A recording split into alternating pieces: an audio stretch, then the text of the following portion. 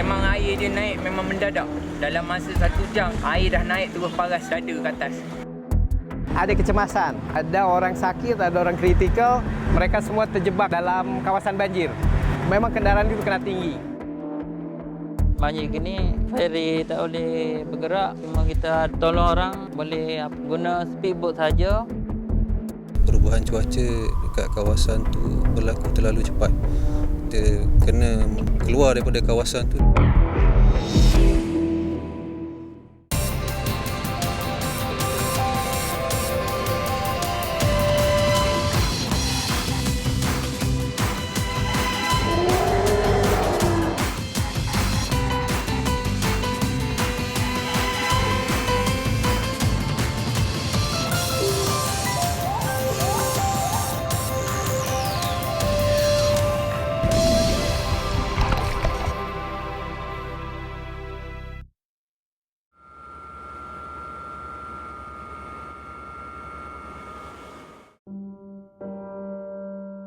Saban kali menyambut Tahun Baharu, kita akan mengharapkan suatu permulaan hidup baharu, terutama ketika dunia dilanda pandemik maut.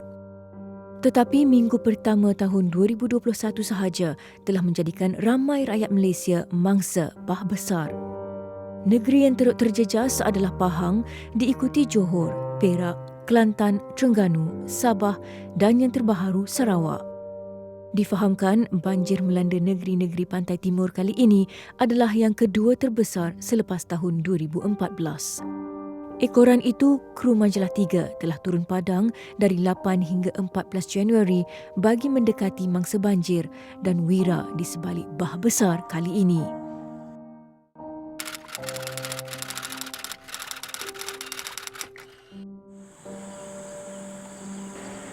Hujan lebat awal tahun ini turut menyaksikan beberapa sungai utama di negeri Pahang melimpahi tebing dan menyebabkan bencana besar kepada penduduknya. Keadaan arus yang deras semasa banjir juga mengakibatkan runtuhan tebing di sekitar Kuala Lipis dan Benta.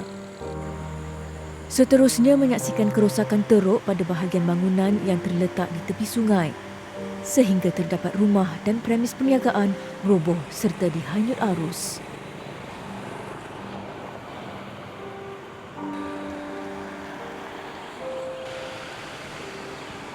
Sebaik air surut, timbunan sampah dan pokok tumbang juga kelihatan di merata tempat.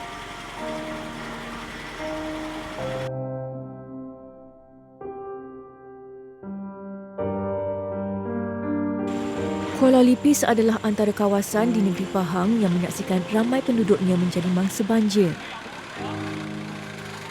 Bagaimanapun, mereka bersyukur kerana banjir tidak berpanjangan seperti yang berlaku di beberapa kawasan lain di negeri itu. Sebaik sahaja air surut, mereka segera kembali ke kediaman masing-masing dan memulakan kerja-kerja pembersihan. Tanpa mengira bangsa dan warna kulit, mereka saling membantu membersihkan kediaman yang dipenuhi sampah sarap serta selut yang dibawa air semasa banjir. Di setengah kawasan, jentera berat terpaksa digunakan bagi memudahkan kerja-kerja pembersihan. Bagi sebilangan penduduk di pantai timur, pengalaman mengharungi musibah banjir tak kala musim tengkujuh melanda mungkin perkara lumrah, tetapi bencana tahun 2014 dianggap paling teruk dialami. Berlainan pula bagi penghuni Taman Perumahan LKMP Kuala Lipis. Banjir tahun 2021 ini meninggalkan kenangan lebih pahit.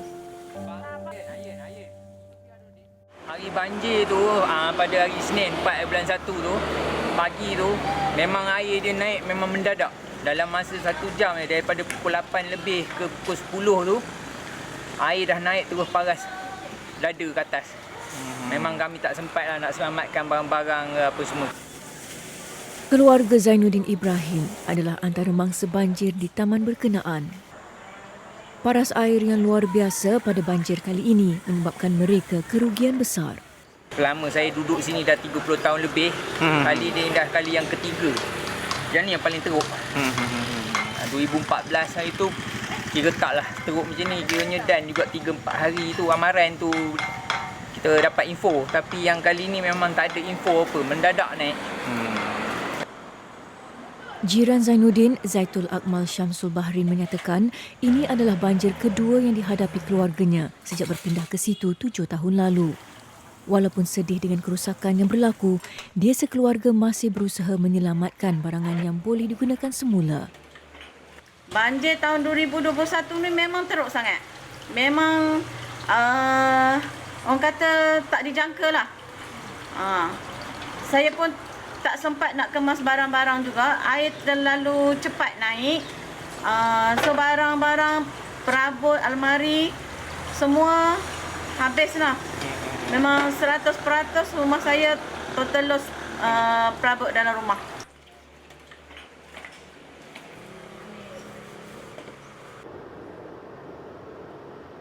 Pangkalan Udara Subang, Jabatan Bomba dan Penyelamat Malaysia JBPM. 5 pesawat jenis Agusta Westland A109E, AW139 dan AW189 milik unit udara JBPM telah digunakan untuk pemantauan udara, pengedaran bantuan banjir dan operasi pemindahan perubatan Medivac di negeri-negeri yang mengalami musibah banjir. Setiap hari mereka berulang-alik dari Pangkalan Udara Subang, Selangor dan Bertam Pulau Pinang ke lokasi-lokasi banjir di sebelah Semenanjung.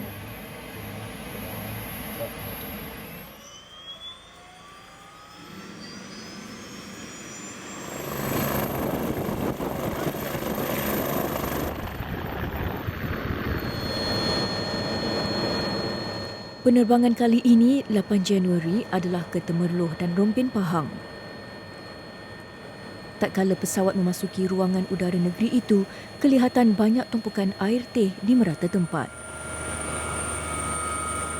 Banjir kali ini juga menyebabkan kejadian tanah runtuh dan jalan terputus di banyak tempat sehingga mangsa terputus perhubungan. Maka bantuan udara seperti pesawat JBPM ini amat diperlukan bagi membantu mereka yang terjejas.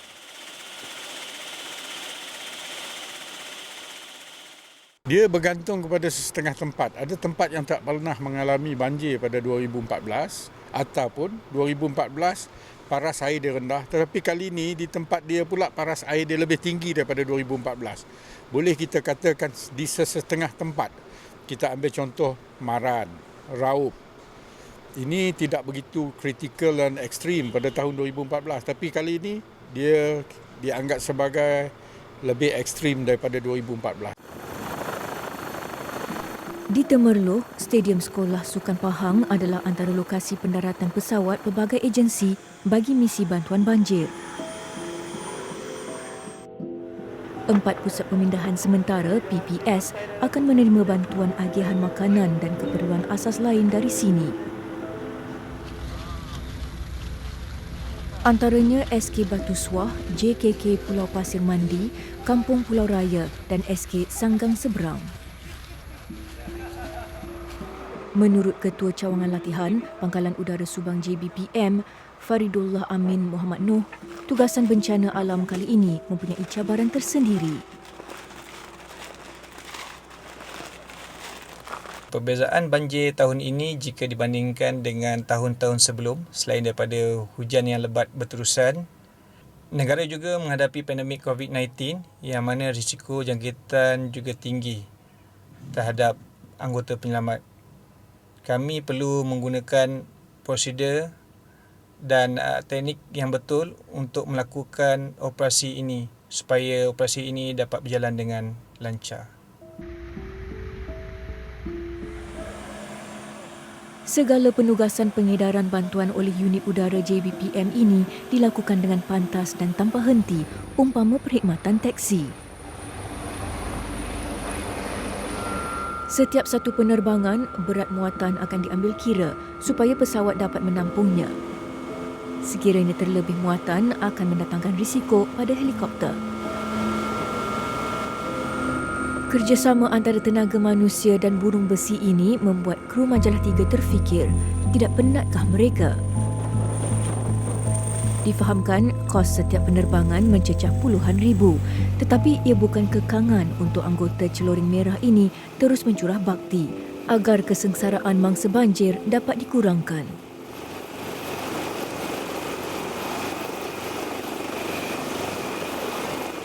Cabaran misi kali ini adalah kawasan pehantaran bekalan makanan, ubat-ubatan dan keperluan lain adalah lebih jauh dan luas kawasan yang perlu di cover. Selain daripada itu, kita juga membawa bantuan bekalan makanan yang begitu banyak, melebihi daripada 30 tan.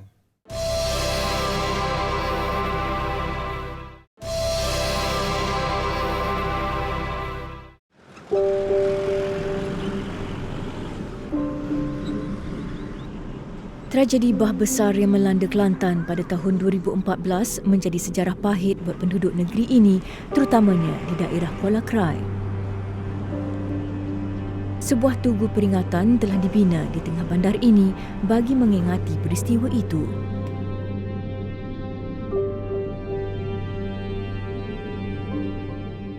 Terletak kira-kira 17 km dari bandar Kuala Krai, jeti kampung pasir Ira ini tidak pernah lekang dengan kehadiran penduduk dari 5 buah kampung yang terletak di seberang sungai.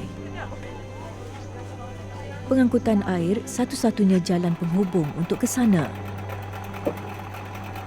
Sekaligus menjadi kekangan kepada penduduk menjalani aktiviti harian.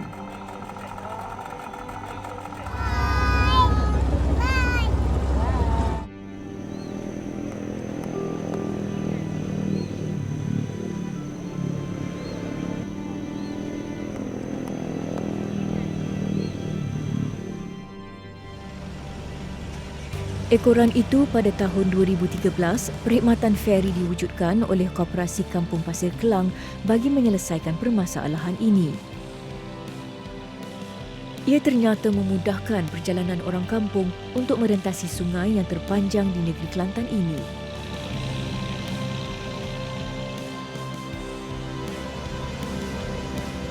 Feri buatan Malaysia ini diberi kepercayaan untuk dikemudi oleh seorang anak jati Kampung Pasir Kelang, Suzhari Cik Yusof.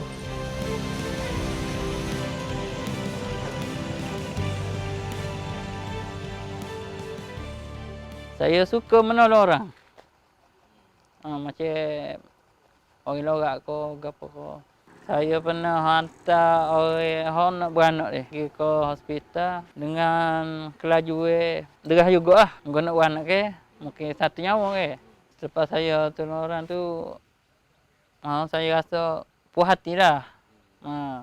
Dengan keadaan macam ni ke, saya boleh tolong dia gitu gini. Feri yang diberi nama Street Kelang 1 ini tampak usang, tetapi banyak jasanya buat penduduk di sini. Saban hari, ia akan berulang-alik ke seberang sungai bermula dari jam 7 pagi hingga 11 malam. Namun pada musim tengkujuh, tugas hakikinya tidak dapat diteruskan. Khuatir akan dihanyutkan arus banjir yang deras. Dari tinjauan kru Majalah 3 yang berkesempatan melawat kawasan ini, bah yang melanda Kelantan baru-baru ini menjejaskan banyak kampung di Kuala Krai. Kampung Pasir Kelang antara yang terkesan. Bukan sahaja merosakkan harta benda penduduk kampung. Pergerakan mereka untuk ke bandar juga menjadi semakin rumit. Ekoran perkhidmatan feri ditangguhkan pada musim ini.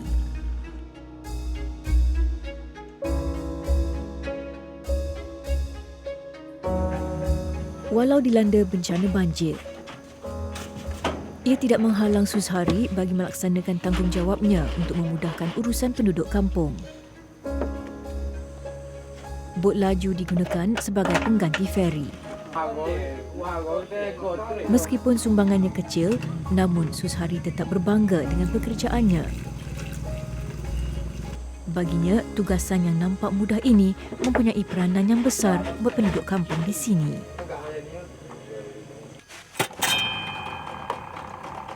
Selalunya kalau musim banjir gini, kita feri tak boleh tak boleh bergerak lah. Kita guna speedboat. untuk orang kampung nak pergi beli barang ke. Hak mana tak sempat nak nak cedek barang rumah alat-alat dapur ke. Walaupun feri tak boleh bergerak, cuma kita boleh guna speedboat saja, tapi bolehlah juga untuk tolong orang ulang alik beli barang ke apa ke.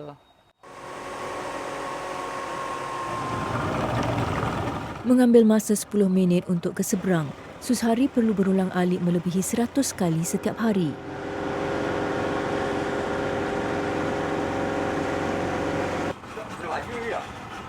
Sama seperti feri, operasi bot laju turut dikendalikan selama 16 jam.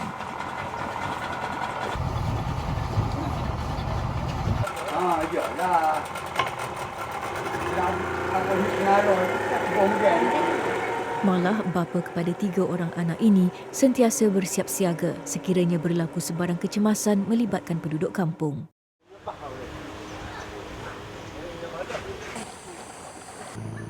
Berita buruk buat Sushari dan Koperasi Kampung Pasir Kelang. Banjir gelombang ketiga pada 6 Januari lalu telah memutuskan kabel feri. Kabel ini berfungsi sebagai penghubung jeti Kampung Pasir Kelang dan Kampung Pasir Ira. Ia juga sebagai panduan buat Sushari ketika mengendalikan feri.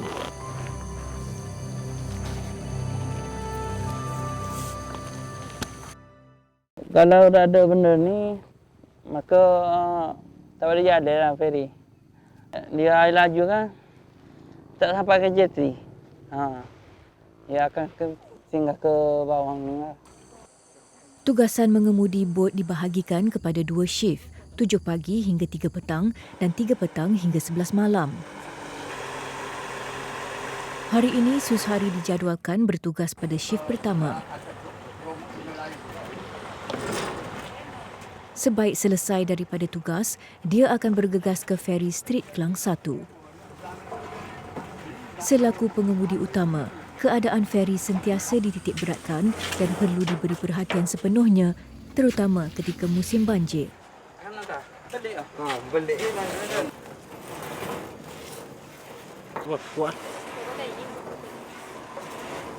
Selalunya kalau musim bawah ni, kadang-kadang perlu tidur sini. Kalau air surut, kalau air naik tak apa.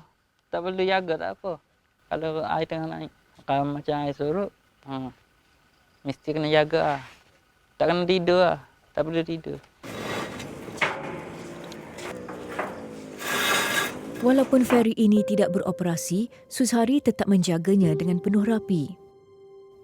Sudah menjadi amanahnya bagi memastikan feri ini berada dalam keadaan yang bersih dan baik. Pengangkutan yang mampu menampung beban seberat 85 tan ini perlu ditempatkan di kawasan yang jauh dengan daratan. Tali feri akan ditambat pada pokok berdekatan bagi memastikan ia tidak hanyut. Hari-hari banjir ni macam ni lah. Macam feri perlu dialihkan ke tepi. Kalau tak alih, mungkin hanyut, putus tali ke. Kalau air surut, perlu ke kendokan tali. Kalau tak jaga, kemungkinan di atas darat. Dia kalau dia masuk, dia tak akan keluar benda ni. Dia tersangkut di kipas.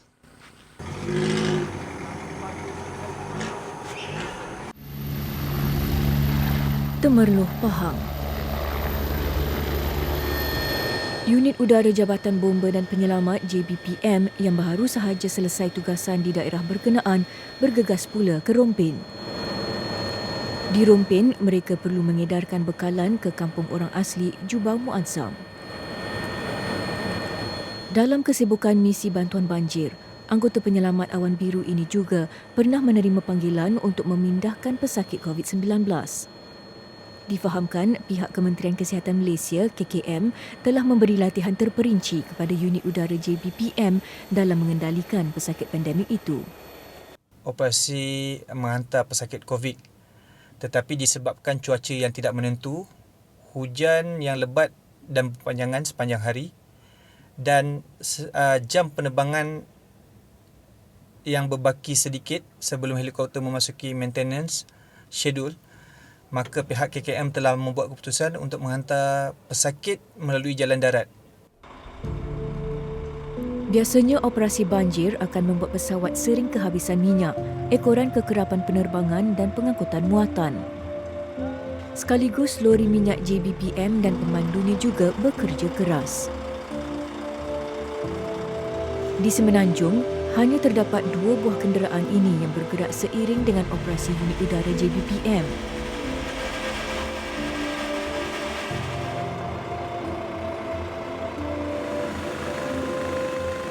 Biasanya logistik yang mengambil masa lama dan memerlukan bekalan minyak yang banyak adalah ke perkampungan orang asli yang terletak jauh di pedalaman. Selain itu, menurut Ketua Cawangan Keselamatan Pangkalan Udara Subang JBPM, Muhammad Faizal Abdul Latif, yang sering menjalani misi ke perkampungan orang asli, penempatan masyarakat ini biasanya terletak di kawasan pergunungan di mana perubahan cuacanya boleh berlaku sekelip mata sahaja.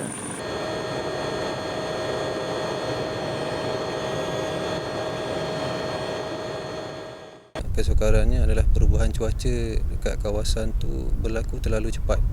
Awan rendah, penglihatan kita sangat terhad. Kita tak dapat menjangka perubahan cuaca tu berlaku dengan begitu cepat. Kita kena buat sesuatu, buat keputusan untuk kita keluar daripada kawasan tu dengan secepat mungkin dalam keadaan yang selamat.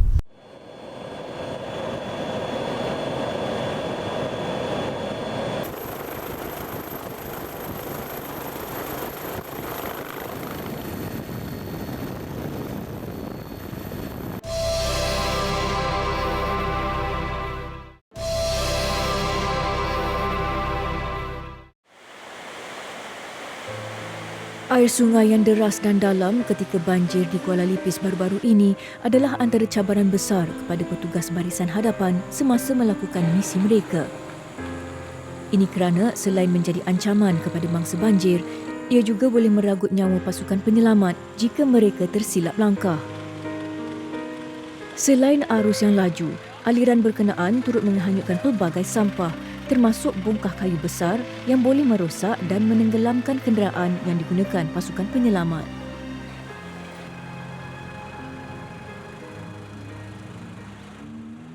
Untuk itu, buat pertama kalinya, jentera pengangkut milik sebuah lumbung emas digunakan bagi operasi menyelamat dan membawa barangan bantuan kepada mangsa banjir. Dengan ketinggian dan beratnya yang luar biasa, membolehkan kenderaan dumper jenis Caterpillar 773E ini mengharungi kawasan banjir yang tidak boleh dimasuki kenderaan pacuan 4 roda biasa.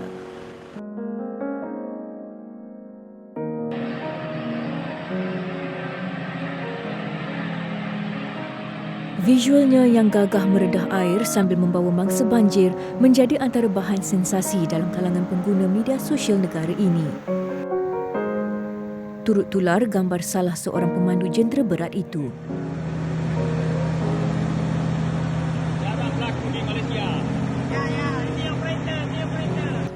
Sekarang, tapi tahun ni agak tinggi lah. Betul-betul tinggi. Kalau bezakan daripada dulu 2014, lebih teruk pada tahun ni lah. Muhammad Faizal Aziz, pemandu yang tular itu mengakui agak gementar dengan tugasan yang diberikan majikannya. Ini kerana dia perlu menyesuaikan saiz kenderaan dengan keadaan pemanduan di jalan raya. Rasa berdebar lah dengan keadaan di jalan luar tak sama di jalan kawasan Lombong. Itu sebab benda ni besar. Bila dengan keadaan luar takut orang terkejut kan. Tak pernah tengok. Sebab ni first time keluar di jalan raya. Selain menyelamatkan mangsa banjir, dumper ini turut digunakan bagi membawa petugas barisan hadapan ke kawasan tugasan mereka. Saya tengok peramai lain ni nampak happy lah, dapat naik bantu dia orang sebab dia pun nak menolong orang lain pula. Rasa gembira lah.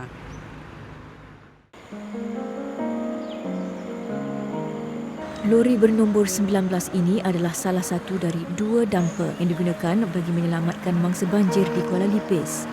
Yang pasti, kehadirannya telah menarik perhatian orang ramai. Ketinggian keseluruhan kenderaan ini adalah 4 meter, manakala saiz tayarnya sahaja sama dengan ketinggian kereta biasa, sehingga ada yang menggelarnya lori King Kong. Keadaan ini menjadikan orang ramai tidak mahu melepas peluang untuk mengambil gambar dengannya. Walaupun baru 2 bulan memandu dumper, namun Muhammad Faizal bangga kerana diberi kepercayaan oleh majikannya untuk melakukan misi yang mencabar ini. Selain lori gergasi, anak kelahiran Muazzam Shah ini turut berkebolehan memandu beberapa jenis jentera berat lombong yang lain.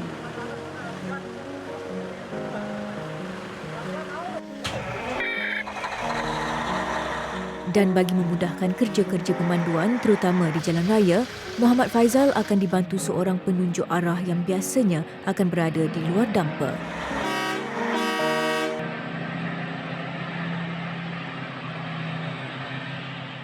Dia lebih mudah sebab dia semua auto daripada lori luar manual . Dia relax macam bawa kereta auto saja. Cuma risikonya tinggilah sebab jentera berat . Heavy equipment . Walaupun gagah meredah banjir, namun kekuatan alam itu sukar diramal.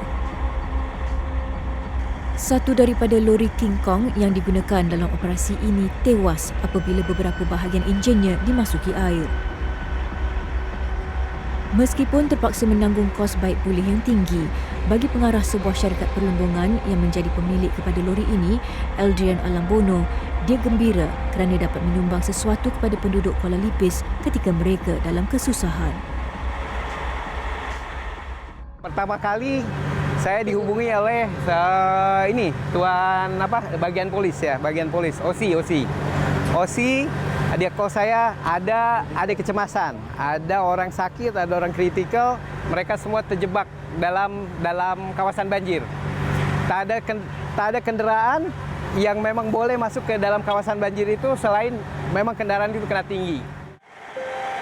Bagi operasi menyelamat mangsa banjir yang terperangkap itu, syarikat perlombongan di Kuala Lipis ini telah mengarahkan 2 buah lori syarikat keluar membantu pihak berkuasa. Kita sangat bersyukur. Dalam masa tersepit, saya pun dalam masa kena banjir masa itu, tapi saya boleh lagi tolong kawan-kawan di sini. Beberapa yang boleh ditolong, terutamanya inilah boleh keluar ya. Alhamdulillah lah, saya bersyukur lah, boleh tolong ini. Saya bahagia lah. Bagi pelukis terkenal tanah air, Muhammad Ismadi Salihuddin, kehadiran jentera gergasi ini memberi inspirasi kepada beliau untuk mengadaptasikannya dalam karya terbaru nanti. Kebetulan saya membuat satu dokumentasi tentang banjir di persekitaran Bandar Temeloh dan Raub. So, sebagai seorang artis dalam visual, saya lebih dekat pada masyarakat untuk mengetahui informasi-informasi. Dan kebetulan bila lalu tadi, saya ternampak satu jentera berat yang sangat jarang kelihatan. Jadi saya mengambil gambar beberapa untuk mungkin boleh dijadikan sebagai satu dokumentasi data untuk saya berkarya pada masa akan datang, untuk siri akan datang.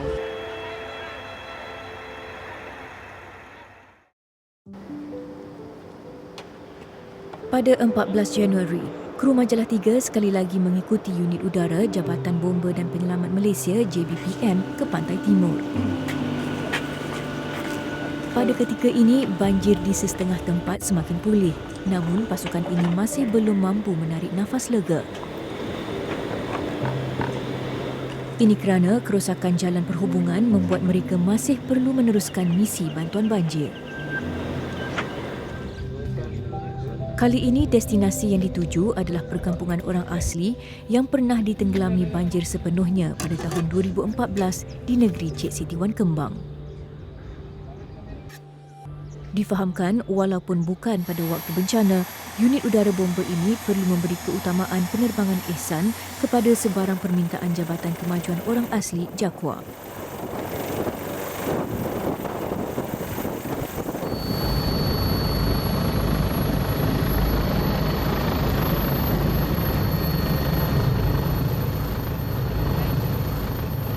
ini sekali lagi Majalah 3 mengikuti perkampungan orang asli Poskop di Gua Musang, Kelantan untuk misi Medivac untuk membawa keluar 3 orang ibu yang syarat mengandung. Mereka juga akan membantu menyampaikan barang-barang asas kepada penduduk di kampung tersebut. Kerana katanya jalan-jalan dekat situ banyak terputus gara-gara hujan dan juga banjir. Penerbangan ke Poskop mengambil masa hampir sejam. Difahamkan, perkampungan orang asli ini adalah yang paling jauh di daerah Gua Musang. Kepadatan penduduknya adalah 172 ketua isi rumah dan 684 orang penghuni.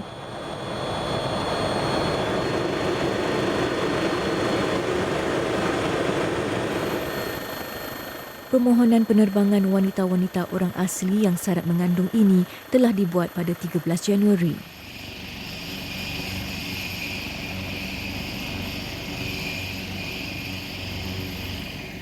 Ia dikatakan adalah kali pertama unit udara JBPM membawa 3 orang daripada masyarakat ini yang serentak hendak bersalin.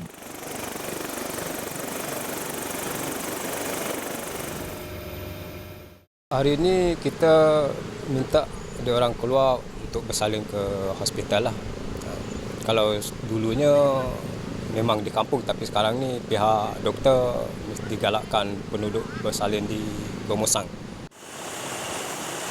Ketiga-tiga ibu mengandung berkenaan adalah Rajem Anjang 27 tahun, Sayana Embah 24 tahun, Subaya Angah 26 tahun.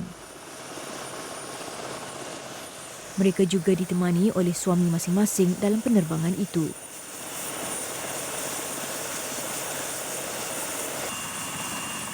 Melalui pengalaman anggota penyelamat awan biru ini, mereka pernah berhadapan dengan situasi yang di luar jangkaan ketika menguruskan penerbangan ibu mengandung. Ada yang belum sempat diterbangkan telah bersalin.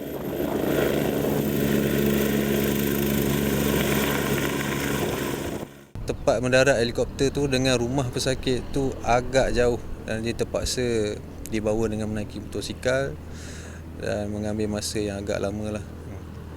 Dan sewaktu dia tiba di rumah wanita yang nak bersalin tu, setelah stretcher dibuka, dia angkat pesakit tersebut atas stretcher dengan tak disangka-sangka wanita tersebut telah melahirkan anak. Itu satu pengalaman yang tak dapat dilupakan.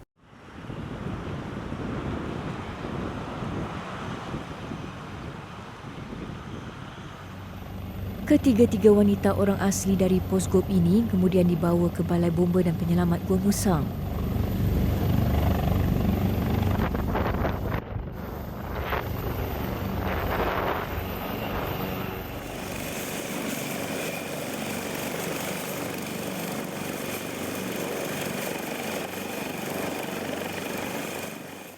Dari balai ini, mereka dihantar ke Hospital Gua Musang dan sekali lagi membuktikan perkhidmatan udara ini berperanan penting membantu mereka dalam keperitan hidup.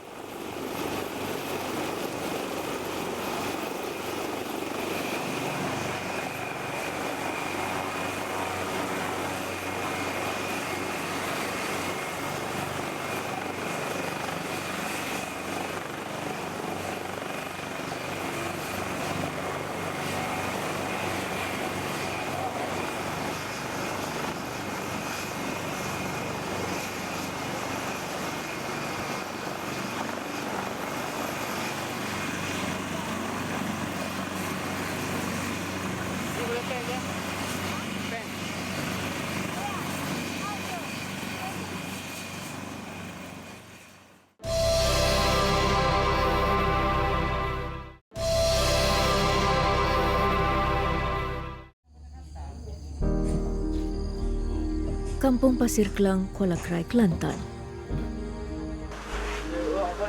Setiap kali musim banjir, bot laju menjadi pengangkutan utama bagi penduduk di kampung ini dan 4 lagi buah kampung untuk menyeberangi Sungai Kelantan. Setiap perjalanan, tambang yang dikenakan hanya RM1 sahaja untuk dewasa dan percuma bagi kanak-kanak.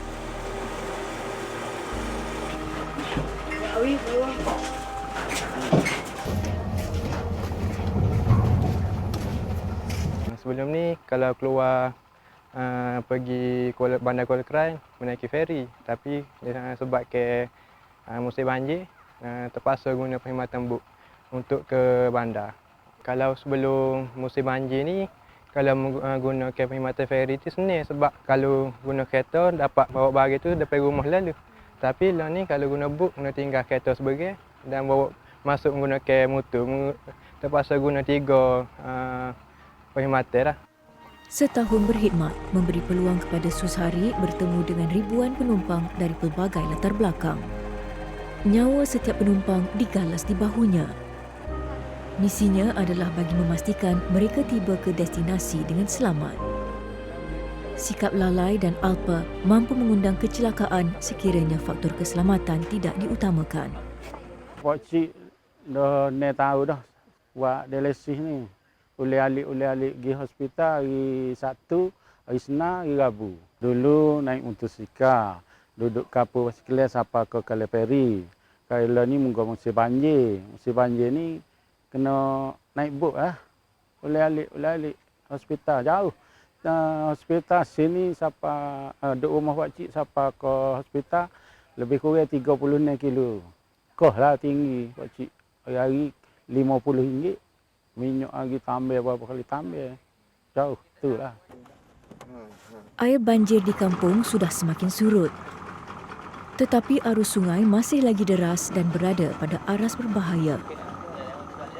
Sudah hampir 3 bulan Sushari mengemudi bot yang menggantikan operasi feri ini. Kebiasaannya operasi sementara bagi bot laju hanya sebulan. Namun tahun ini operasinya agak panjang berikutan banjir besar berbanding tahun sebelumnya.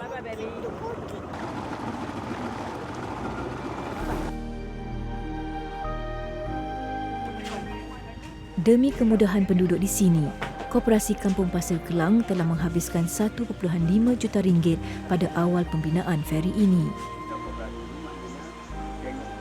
Operasinya juga membuka peluang pekerjaan kepada masyarakat setempat.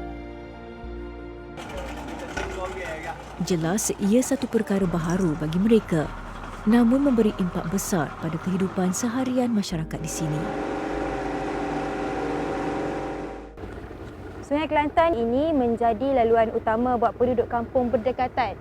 Dan kebiasaannya feri yang telah dikendalikan oleh Encik Suhari menjadi pengangkutan utama mereka. Namun operasinya perlu diberhentikan buat seketika kerana paras air sungai yang tinggi menjadikan jeti feri tersebut ditenggelamkan.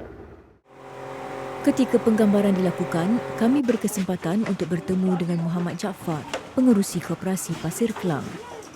Memandangkan keadaan kampung Pasir Kelang ni adalah sebuah kampung yang begitu unik lah kalau nak kira. Kampung Pasir Kelang ni kalau dengan bandar memang dekat sangat, tapi dipisahkan oleh Sungai Kelantan. Timbul satu idea untuk mengatasi masalah orang kampung Pasir Kelang ni, sebabnya rata-rata orang kampung Pasir Kelang semua boleh katakan yang duduk di luar tu, yang kerja di luar tu ada kenderaan. Jadi kenderaan itu tidak dapat bawa balik. Jadi kadang-kadang kenderaan itu tinggal dalam pokok kelapa sawit di sana. Jadi ada je hilang, kena curi, saya kena curi, macam-macam hal lah. Jadi itulah yang menyebabkan saya rasa terfikirlah, terpanggil untuk maknanya buat satu feri sekurang-kurangnya boleh maknanya kenderaan boleh buat balik ke rumah. Pada awalnya, Sushari tidak tahu cara mengendalikan feri ini.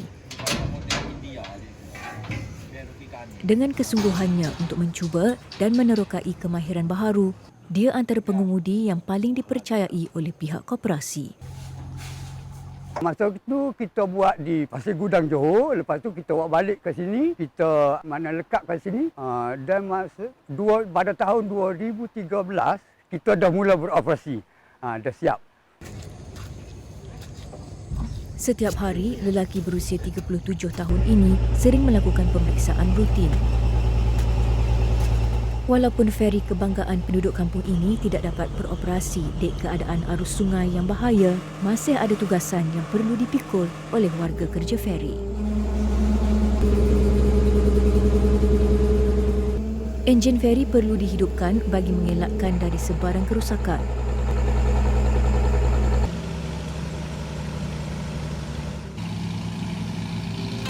keruh sungai ditelusuri. Deras arus diterokai. Demi tanggungjawab, tubuh digagahi, badai sanggup direntasi. Membawa nama seorang pengemudi.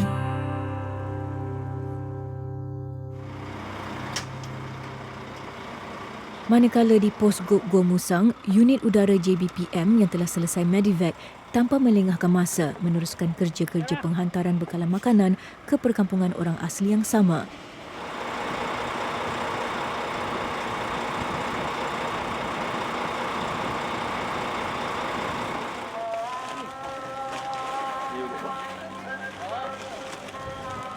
Antara makanan itu adalah beras, tepung gandum, minyak masak, gula, garam dan beberapa keperluan asas.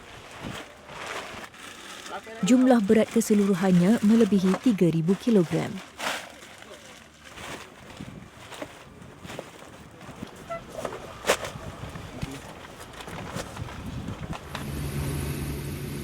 Melalui penggunaan dua pesawat Agusta Westland A109E dan AW189, kesemua muatan berjaya dihantar dalam tempoh 2 jam.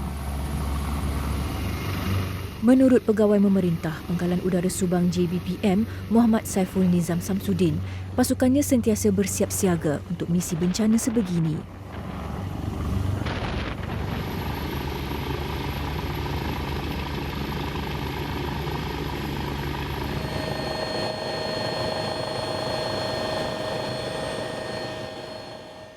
Persediaan pada kali ini jika dibandingkan dengan tahun 2014,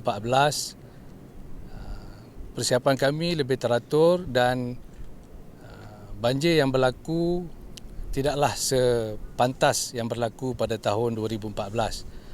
So, apa yang berlaku pada tahun ini, kesiapsiagaan anggota dan juga pesawat yang dibuat di Pangkalan Udara Bomba merupakan satu perancangan yang cukup teratur dan kami alhamdulillah dapat membantu negeri-negeri yang terjejas dengan operasi banjir pada tahun ini. Walaupun sudah hampir 3 minggu dengan setiap hari menjalani misi bantuan banjir, anggota Celoring Merah ini tidak kelihatan letih atau mengeluh dengan tugasan yang dipikul. Malah, mereka sentiasa kelihatan cergas dalam menjalani tanggungjawab yang diberi. Bagi Barisan Hadapan Negara ini, kepuasan yang diperolehi adalah apabila dapat membantu orang yang memerlukan.